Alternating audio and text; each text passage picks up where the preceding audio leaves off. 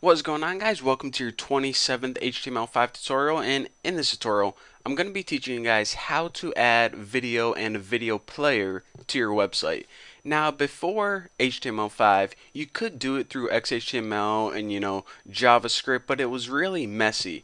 What HTML5 did is they made a really simple, easy way to add video and awesome video players to your website, and they also incorporated a lot of awesome features. So before we start this tutorial, I want to say this. I found a video on my computer. It's just a tutorial of me talking, kind of like this one, and it had a lot of white background. So what I did is I changed the background color of my website to this kind of light blue color, and that's because my video is kind of white, and when it goes white on a white website, it looks weird. So that's why I changed the background to a nice light blue color, in case you guys were wondering. So now, with that being said, let's go ahead and get to the meat of the tutorial, and that's how to add a simple video. Now, you just can't add any video format like a .mov or a .avi. Google Chrome only takes a couple formats. The ones I know of so far are MP4, and that's what we're going to be adding today, or I think it's called OOG or OGG. I don't know. I never make videos like that, but for this tutorial, just stick with MP4. And if this tutorial isn't working, if you didn't listen to my advice and you're still using Firefox or Internet Explorer or something, you didn't download Google Chrome, it's because different browsers can only recognize different video formats. So guys, please, if this video, or excuse me, if you follow along with this tutorial and it isn't working, please download Google Chrome and add MP4 video and you'll be good. Alright, so that's my little, lecture. Now let's go ahead and get to the good stuff. In order to add a video, all you need to do is add a video tag and the ending video tag. And that's it, then you have a video. I'm just kidding, you actually need to add a couple attributes. The first attribute is the source of your video. So just go ahead and write source, and if you don't have any MP4 videos on your computer, if you don't know how to download illegal movies yet, just go ahead and you could reference MP4 video online using HTTP and the entire address. Or if you do have one like I do, I'm just going to go ahead and add the reference to it, videos, and I made a folder called videos, and I have a tutorial in there called 34.mp4, and it's actually my 34th chemistry tutorial, and it's the first one I found, so that's why I named it 34mp4. So now if we go ahead and save this right like this and refresh our page, we get this video on our website right here. But check it out, this video, it isn't even playing, it isn't even moving, it doesn't even have any controls on the bottom, no play, no pause button.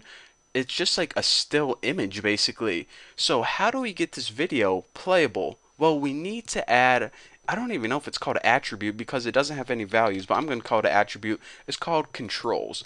Now whenever we add the word controls and refresh, it gives us a default, we need to save that, it gives us a default. I guess every browser has their own separate controls panel. This one has a nice little play button, and if I zoom this over, you can see that it has the time and the volume meter. And this is going to be different for every browser. Every browser has its own custom controls, but and we can actually change this. I'm going to show you how to do that later on. But now you can see if I play this video that we can, scroll, and this video is actually playing like that. So don't forget, in order to get a video to play, you need to add that controls attribute, which gives you the browser's default controls to play, pause, change the volume, etc., etc. Now, this is kind of like the core basics in order to get a video on the screen and playing. But there are also a couple additional attributes. Of course, you can change the width, and let's just say, oh, someone's texting me right now. We'll change the width to 640, and we'll change the height to something like 360. Now, of course, I don't even need to explain to you guys what this means. If we refresh it, it just changes the default width and height for the video. So now, let me adjust this a little bit. Of course, the video size changes, and if you change it to a width and a height that's different from the video itself, for example, this video right here is 1280 by 720. However, we change the width and the height of it what we're doing is we're changing the width and the height of the player. So what this player does is it shrinks, and the video just shrinks to fit alongside it. So, okay, this text is annoying me. I have to see who texted me. And okay, it's her, and okay, she's saying this. I actually usually whenever I get a text during my tutorials, I read them out loud, but this one is for a Christmas present, so I cannot read it because sometimes people that I buy for watch my tutorials, yada yada. So anyways, we have the width and the height, which basically changes the width and the height of the player. Simple enough.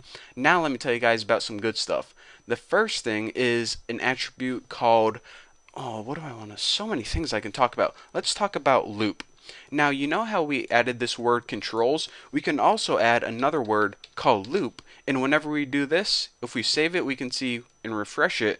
Whenever we get to the end of the video, watch what happens.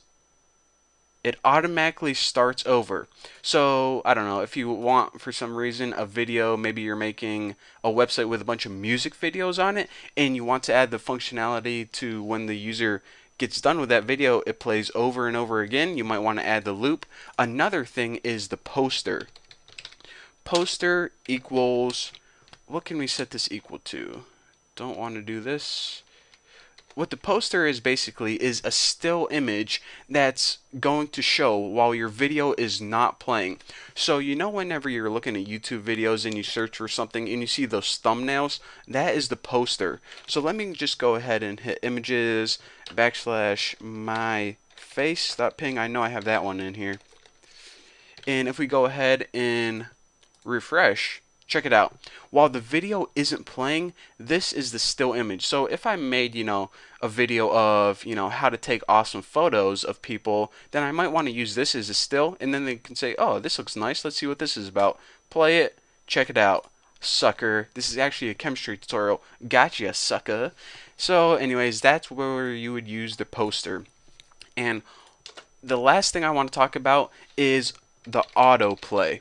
Now, the keyword autoplay basically means, you know how we had to manually hit this play button in order to get this video to start playing? Autoplay, if you have that keyword in there, it says as soon as you load up this website, start playing the video. Now, check this out. I'm going to go ahead and save this and move that back and refresh it and check it out. As you can see, the video starts playing automatically. But another thing I want to point out is that this poster, my face, it flashed for a little bit. So the poster is what happens.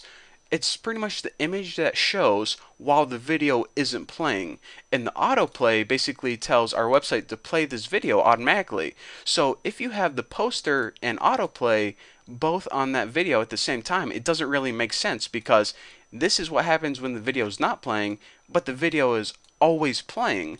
So what you want to do is you typically don't use these together. The only time that this would, come in handy is if, you didn't have the loop and autoplay and then the poster would show when the video is done playing. But for simplicity, make sure that you don't have the poster and autoplay on at the same time because it doesn't really make sense, if you get what I mean.